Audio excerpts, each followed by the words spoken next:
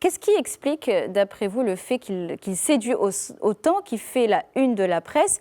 Est-ce qu'on va dire que c'est parce qu'il répond à un nouveau narratif africain ou est-ce que c'est le coût qui est intéressant? Qu'est-ce qui fait aujourd'hui qu'on le remarque? D'abord, le studio Nyamakop qui a développé ce jeu, et vous l'avez précisé, basé en Afrique du Sud, ils ont fait ce travail en se disant, en fait, quelle histoire on pourrait raconter pour intéresser on va dire, le monde entier et attirer l'attention. Il y a une chose encore plus importante, c'est que il faut comprendre que la plupart des studios aujourd'hui en Afrique, comme Nyamakop, basé en Afrique du Sud ou le reste, à chaque fois qu'ils créent des jeux vidéo, ils essaient de vendre ça sur le marché international.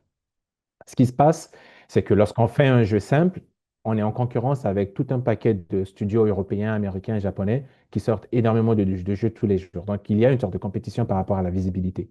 À partir de ce moment-là, la réflexion va arriver à un point où on se dit comment on va se différencier des autres jeux qui sortent et qui sont des fois de qualité 10 fois, 20 fois supérieure.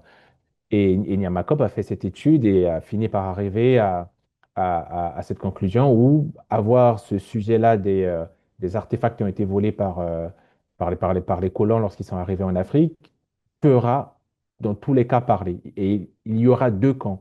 Il y aura le camp des conservateurs aux États-Unis, en France, etc., qui vont critiquer le jeu. Et c'est ce qui se passe aujourd'hui. Il y a énormément de critiques de la part des conservateurs de droite. Et il y aura dans tous les cas, en fait, à gauche, tant en Europe, mais aussi sur le continent africain, des gens qui vont pousser ce jeu parce que pour une fois, on va mettre ces artefacts dans un jeu et c'est les Africains qui vont aller les récupérer. Un peu comme des Robins des Bois. Et aujourd'hui, on a vu des articles de New York Times, du Monde, etc., qui en ont parlé, qui ont donné énormément de visibilité à ce jeu.